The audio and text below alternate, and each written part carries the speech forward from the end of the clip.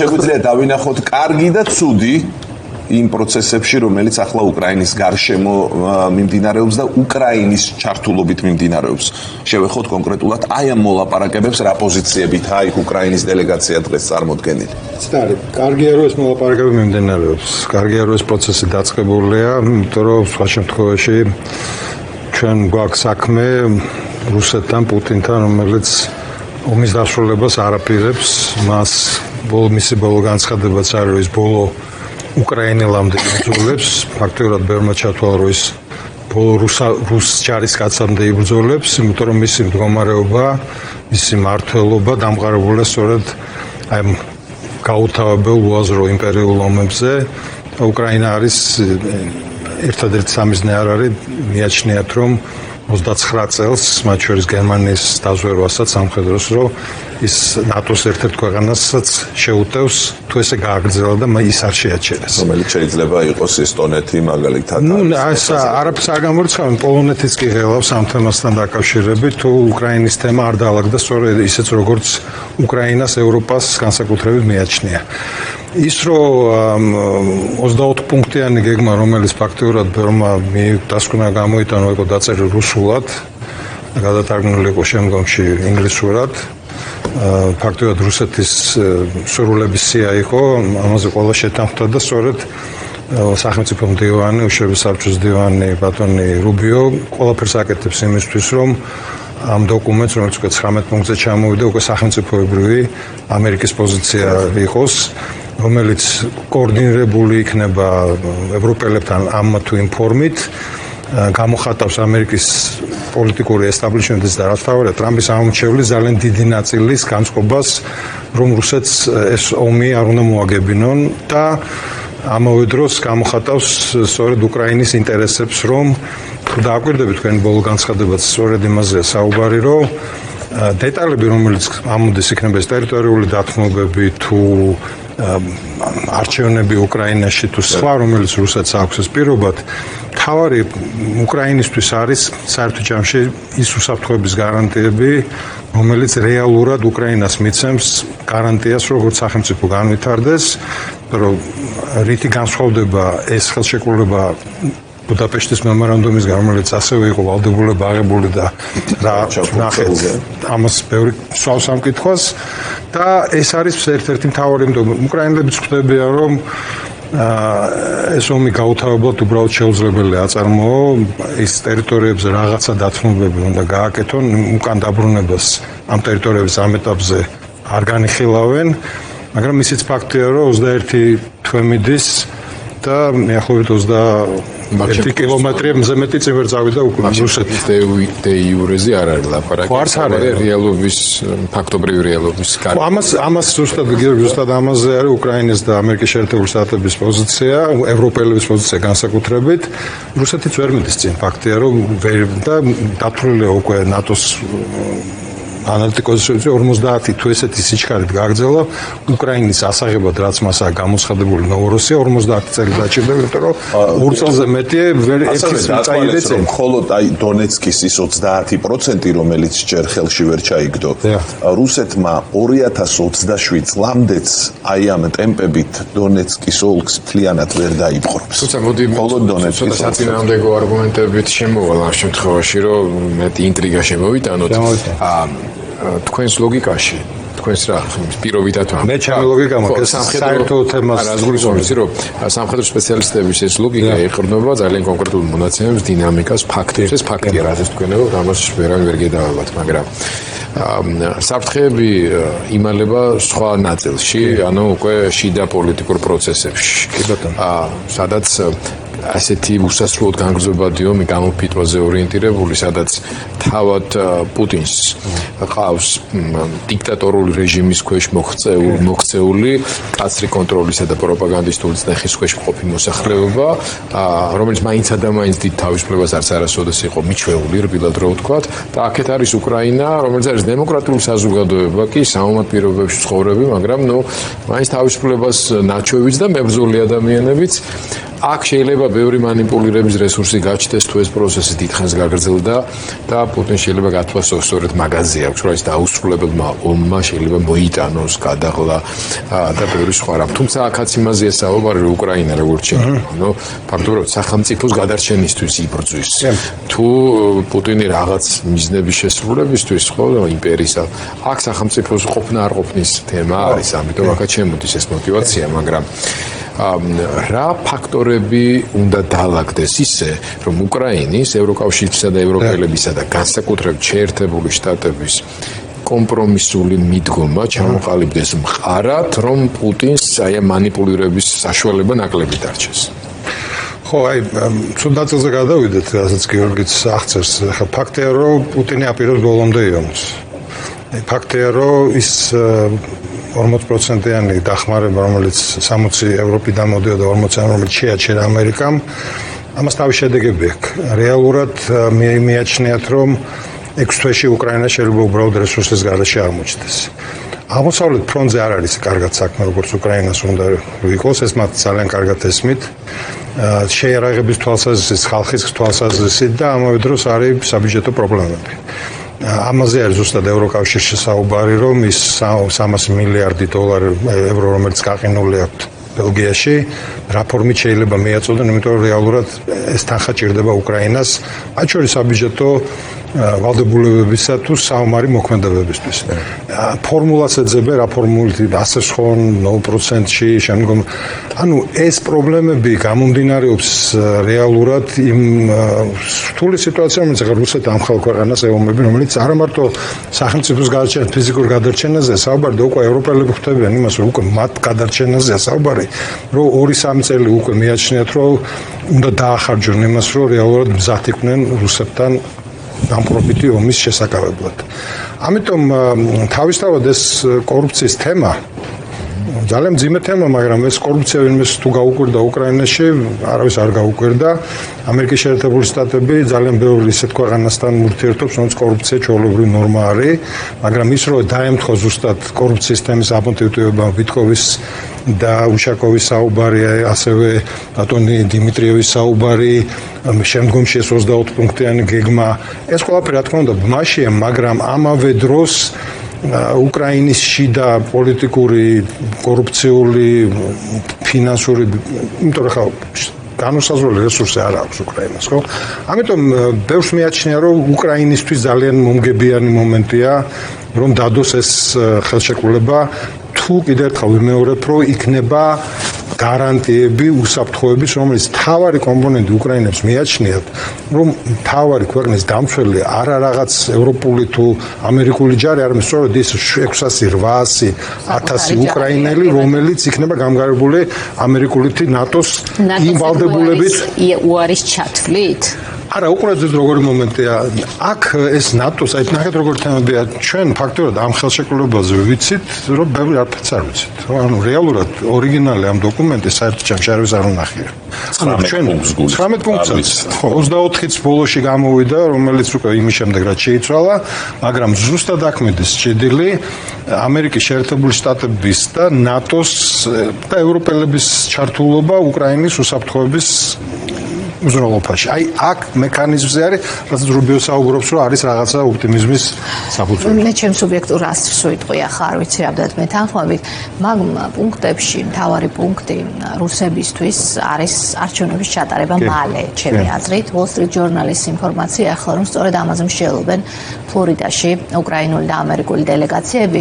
თუ შევხედავთ საქართველოს მაგალითს, სცენარი იგივეა, მიუხედავად იმისა, რომ ომის ხანგრძლივობას არ ვადარებთ, ის შემოიჭრა საქართველოში 2008-ში და ამის შემდგომ აქ შეიცვალა ხელისუფლება. მან მიაღწია ახლა იმას საქართველოსთან მიმართებაში, რასაც ვერ მიაღწია მაშინ ტანკებით. ანუ ტანკების გარეშე ხელისუფლების ცვლილებით ის ფაქტობრივად ასრულებს საკუთარ მიზნებს საქართველოში. მსგავსი სცენარი მას კაცილებით იაფი უჯდება. უკრაინის შემთხვევაშიც, რომ მას არ აქვს ამ ხელახანგძლივი ომის რესურსი.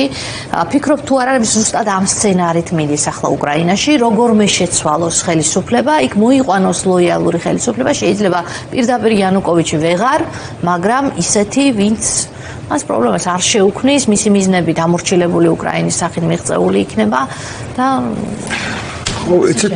იცით რა არის? აი უყურეთ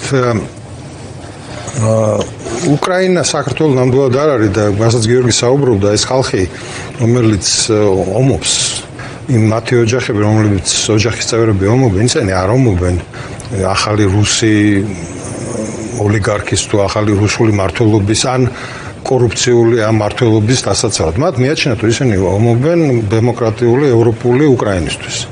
ეს სერიოზული მასაა ადამიანების, რომელსაც უბრალოდ ვერცერთი ხელისუფალი ვერ გაიქცევა და მე ავიც დაგეთანხმებით რომ ეს არის რაც უკრაინაში უნდა რუსეთს, მაგრამ ეს არიძებნება ჩვენებითი ევროპელ დემოკრატი, რომელიც აღმოჩნდება სულაც არ არის. არიძებნება ესეთი პოლიტიკოსი უკრაინაში, რომელიც გადადგავს ამ ნაბს. არის რეალური ალტერნატივა, არის ყოფილი გენერალური შტაბის ყოფილი უფროსი, რომ ლონდონში ელჩი. ერთი არის რუსეთში, რომელიც ყავს, მეორე არის ზალუჟინი. ზალუჟინიზე.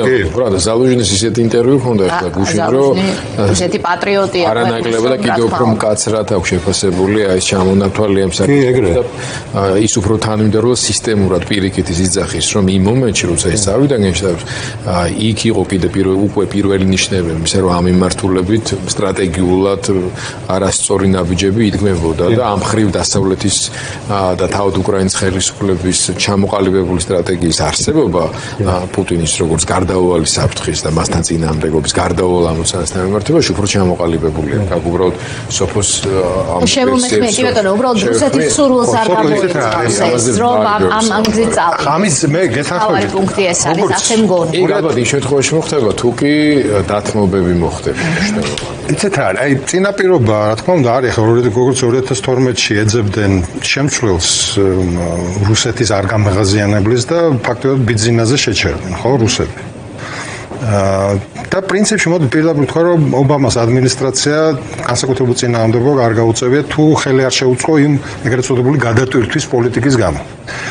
ტრამპის და პუტინის ურთიერთობიდან გამომდინარე თავისი ვითხოვის ჩართულობით რომ ამის ძიება არის და რა თქმა უნდა ხა საინტერესო ზუსტად ის იყო რომ პუტინის პრესკონფერენცია რომელიც ფაქტობრივად იყო ბიშკეკში თუ დააგვირდებოდით მიეძღვნა უკრაინას მეტწილად და სწორედ საუბარი იყო იმაზე რომ რაზე საუბრობთ საერთოდ რა ხელშეკრულებაზე გამოლაპარაკებებზე ანუ ყველაფერს ხაზი გადაუსვა და ზუსტად ერთ-ერთი მთავარი მისი მოთხოვნა არის რომ მე იმ მთავრობას რომელსაც არ აქვს ლეგიტიმაცია არცაც უწოდებს კიევის არალეგიტიმურ რეჟიმს. ხო, წარმოიდგინეთ იგივე სიტუაცია და თუ ამერიკელებს უნდათ რომ ეს, მაგრამ ის 100 დღე რომელიც უნდა ჩავდოთ რომ იყოს არჩევნები, ანუ რა თქმა უნდა ეს იცის რომ და საინტერესო და საუბედურო ჩვენთვის ის არის რომ უმრავლესობა ანალიტიკოსები როცა უკრაინაზე საუბრობენ განიხილავენ რამოდენიმე ვარიანტს სცენარს, რომელსაც ერთ-ერთი სცენარია საქართველოს სცენარი, რომელიც ფაქტობრივად უძოლველად ყავს ხელისუფლება, რომელიც თავიდან ბოლომდე ანტიდასავლურია თავის ხალხის წინააღმდეგარი არის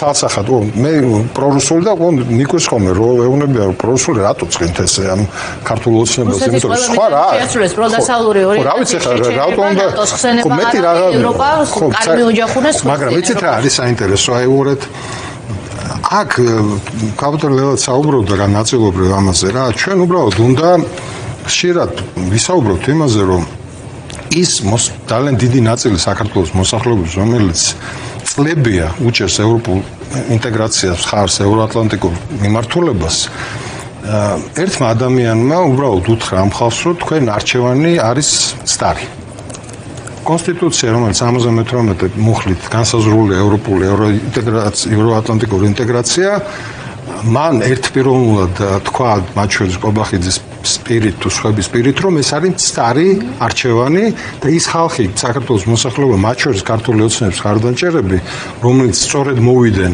24 წელს და ღირსებით ევროპისკენ მომცეს ხმა და სამ დღეში მე უარი ვთქვი მოლაპარაკებებზე თქვენ მე გეუბნებით რომ მე ვიღებ გადაწყვეტილებას რომ ეს არის სტარი და ის მათ შორის რასაც საუბარი იყო რომ აი კაპიტან ლელას გამოეხმაურები, მაინც თუ არის ამ ესე ვთქვათ საშუალება. მე არ მგონია მას რაღაც აღიარება უნდა. პირიქით, თუ დააკვირდებით, მას საერთოდ არ უნდა არაფერი აღიარება, უნდა რომ საქართველოს საერთოდ გაქრეს გეოპოლიტიკური რუკიდან. ფული უნდა. ხო, მეტი არაფერი არ უნდა, მე თუ მკითხავ და ფული და ხელისუფლება ერთად კავშირშია. ფული მოხდება, ახლა უკვე ისეთი რეალობაა შექმნილი, მხოლოდ მისი მხრიდან კეთილნებას, რომ ის აღგეს იმ გზას, რომელიც მაგრამ უნდა ევროპა გთავაზობს ევროპულ გზას. ხა მოლდოვაზე წინ რო ვართ, ყველა ვიცით ამის შესახებ. ჩვენ არ ვსაუბრობთ ფიგურაზე, რომელიც არის დამოუკიდებელი ჩრდილოეთისგან. ხო, ნუ ახლა ყოველ შემთხვევაში მე არ ვიცი, იქ არა ვარ, მაგრამ შემიძლია გითხრათ, რომ ყველა ნიშანი ჩანს იმისი, რომ ანგარიშს უწევს იმას, რაც დასავლეთს არ მოეწონება და რუსეთს მოეწონება. აი, იგებს კომპლიმენტს. გაწევა არის უფრო რბილი ნათქვამი, ანუ აქ მნიშვნელოვანია, ხო, ანგარიშს უწევს, მხოლოდ თუ დავალებებს ასრულებს. აქ არსებითად მნიშვნელოვანია ეს საკითხი. რა ვიცი, შედეგობრივად შედეგი იგივეა, ხო, მე ხარ არ ვიცი, იმიტომ რომ ჩვენ ფაქტობრივად საუბრობთ იმაზე და დავალებებს იგებს, ვისგან იგებს, როგორ იგებს, მე ხა ამის მაგრამ შემიძლია გითხრათ, რომ მისი ხო, მისი ანალიზი არის პოლიტიკა, მისი შეიძლება დამოუკიდებლად ცდილობს, რომ თავი გადაერჩინოს ამ თალისი პოლიტიკით, რომელიც პუტინს ასე ამონებს რუსეთის ესტაბლიშმენტს და მის ფულს არ დააკარგინებს, რომელიც ფული და ძალაუფლება ერთ პაკეტშია მისთვის და აი ყურე საინტერესო ზუსტად დასავლეთის ხელშია ამას ჩივის და ის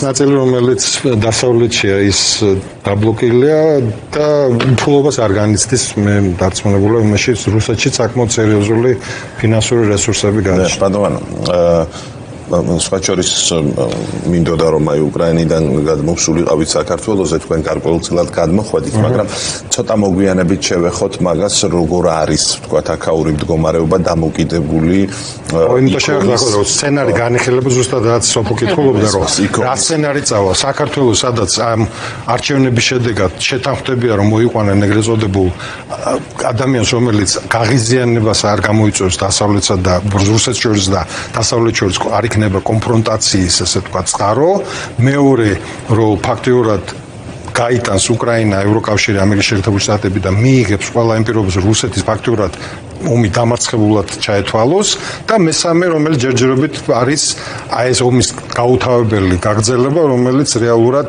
ძალიან სავალალოდ შეიძლება დამთავრდეს უკრაინისთვის გრძელვადიან 19 პუნქტი რომელიც თქვენ ახსენეთ იმ 19 პუნქტზე ჩვენ არ ვიცით იქ რა წერია დეტალურად მაგრამ ზელენსკიმ თქვა რომ ჩვენ დავთანხმდით ამ 19 პუნქტს იქ შემდეგ ამერიკულმა მხარემ განაცხადა რომ არის გარკვეული საკითხები რომელიც ბოლომდეა მისაყვანი მაგრამ რაღაცნაირად თითქოს პრინციპული თანხმობა ამაზე ითქვა.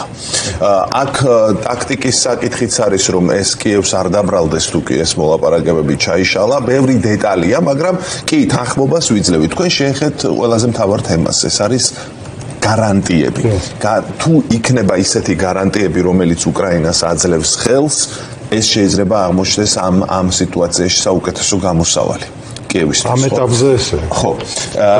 აქედან გამომდინარე მინდა გკითხოთ აი ამ გარანტიების შესახებ. რისგან უნდა შედგებოდეს ის ერთი არმია რასაკვირველია, ანუ ყოველი სუვერენული ქვეყანა თავის თავს თვითონ უნდა იცავდეს უპირველეს ყოვლისა. ამის რესურსი აღმოჩნდა რომ აქვს უკრაინას. დიახ, და აი ჩვენ ვხედავთ რომ ამას კიდევ სჭირდება რაღაც, ხო, უკრაინას ესე იგი რუსეთი როგორც ჩანს თხოვს აი ამ დემილიტარიზაციას, იმიტომ რომ არის დღეს რუსეთის შემდეგ ევროპაში ყველაზე დიდი არმია. 600,000-მდეც რომ დაიყვანოს, მაინც ასე იქნება, თუმცა ომის დასრულების შემდეგ ცხადია რომ ხალხის რაღაც სხვა სისტემის აწყობა მოუწევს, იმიტომ რომ ამ ხელა არმიას მუდმივად მზადყოფნაში ვერ ამყოფებს, ხო?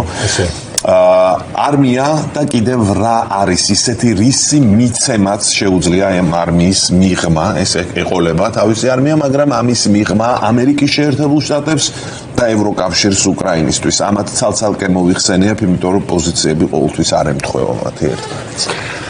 აღარც რა არის ამ ომმა ფაქტიურად აჩვენა რომ რამდენად ქმედით უნარიანია ჩრდილოატლანტიკური ალიანსი.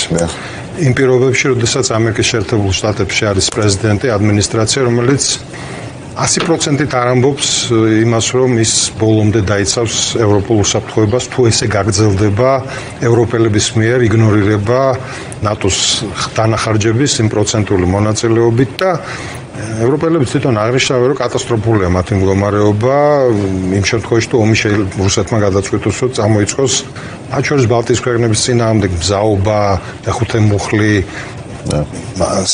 სამხედრო ტექნიკური მომზადება, რაოდენობა ადამიანების, რომელიც ჯარში შეიძლება. ეს ყველაფერი იყო გამომხიზლებელი ეგრეთ წოდებული სიგნალი ევროპისთვის და აი კომპლექსურად მიდის. ეს ფაქტობრივად უკრაინა მიაჩნიათ, რომ სწორად გამიგეთ პირველი დაცვის ხაზი, იმიტომ უკრაინაც არ უარყოფს იმას, რომ ის ფაქტობრივად იცავს იმ სამყაროს, ევროპულ სამყაროს და დასავლურ დემოკრატიას, რომ მიაჩნია, რომ ამის ნაწილი უკვე არის. და ალბათ ნახეთ თქვენს მათ შორის ბატონი კასპაროვის გამოსვლა, რომელიც ვიღაცამ უნდა გამოაფხიზლოს ხოლმე, რომ სწორედ ამისთვის შეიქმნა ნატო.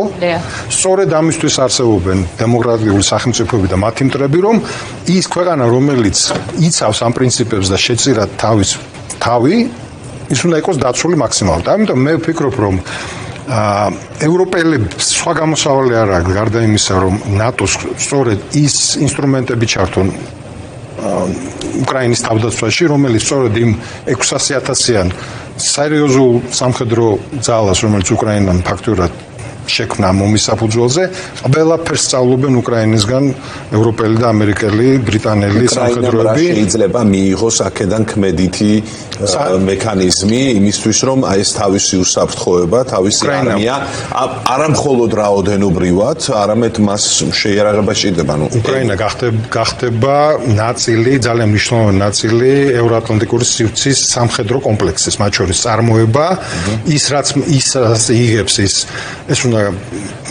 გაორმაგდეს, გაათმაგდეს, რომელიც არის ის სადაზვერვო მონაცემები, ცის დახურვა, რომელიც ძალიან მნიშვნელოვანია, რომ ფაქტობრივად დაცული იყოს და ყველაფერი ის, რაც კეთდება, ალბათ 10%-იც კი უნდა გახდეს 100%-იანი, რომელიც რუსებს ძალიან კარგად ესმით, რომ ეს რეალურია, განსაკუთრებით ევროპელების, აი საინტერესო რა არის, იცით, რომ თუ დააკვირდებით იმის გამო, რომ ფაქტობრივად ზელენსკი უკრაინა აღმოჩნდა ტრამპსა და პუტინს შორის მოყოლილი ამ ვიტკოვის მომლაპარაკების გადამკიდე, რომ ფაქტობრივად რუსული დღის წესრიგი შესთავაზა 24 პუნქტის სახით. მან ძალიან კარგად ისარგებლა იმ ბალანსირების საშუალებით, ევროპის მეშვეობით ამერიკელების პოზიცია დააფრილანსა და აიძულა ევროპელების საშუალებით დაებალანსებინა ამერიკის პოზიცია და დაებრუნებინა რეალობაში, რომელიც საჭიროა ევროპული უსაფრთხოებისთვის და წარმოაჩენს თავს როგორც გამომდინარე, იმიტომ კი არა რომ ესე უნდა. ესე გამოდის, ესეა საჭირო ევროპული უსაფრთხოების ძალიან მნიშვნელოვანი მოთამაშე, როგორც 50-იან წლებში აჩვენა თურქეთმა და უპირობოდ გახდა ნატოს წევრი ყოველგვარი ზედმეტი, ესე ვთქვათ, წინაპირობების გარეშე, აქ რეალური შესაძლებლობა უკრაინას უჩნდება, რომ სწორედ ის აღიარო როგორც ერთ-ერთი მთავარი ლიდერი ევროპული უსაფრთხოების, უბრალოდ ჩვენსად ვიქნებით ამ შემთხვევაში, ეგრე ძალიან მნიშვნელოვანია. დიდი მადლობა. თუ გსურთ რაიმეს დამატებას. მე უბრალოდ იმას ვამბობ, რომ მე ადრეც ვისაუბრე, დამოკიდებულია ახლა საქართველოს კონტექსტი რუსეთ-უკრაინის ომზე. თუ შეთანხმება შედგა, თუ არ თავდება მაშინ. თუ შეთანხმება შედგა, ეს არ იქნება მხოლოდ უკრაინის უსაფრთხოების გარანტიების მექანიზმი, სტრუქტურა, ეს იქნება ევროპული შავი ზღვის უსაფრთხოების და აქ საქართველოს სად არის. გამომდინარე იქიდან, რასაც ხელისუფლება ხედავ, აფს არ აკეთებს და არანაირ ფორმატებში არ იღებს მონაწილეობას, მე უბრალოდ მინდა ქართული ოცნების მხარდაჭერებს იგივე რაც ადრეს მოუწოდე, კარგად დაფიქრდნენ ამას მიცეცხლა, რომ ჩვენ ფაქტიურად რუსეთის ნაწილი გავხდეთ, სწორედ იმის გამო, რომ ყავს თავრობა, რომელიც ფაქტიურად დასავლეთთან კონფრონტაციულ რეჟიმშია და რუსეთის პოლიტიკის დამყოლებელია. იმიტომ რომ უბრალოდ ჩვენ აღმოჩნდებით იმ გამყოფის ზოლის მიღმა, რომელიც ევროპას და რუსეთს გაყოფს და ჩვენ არ აღმოჩნდეთ სწორედ რუსეთის მხარეს.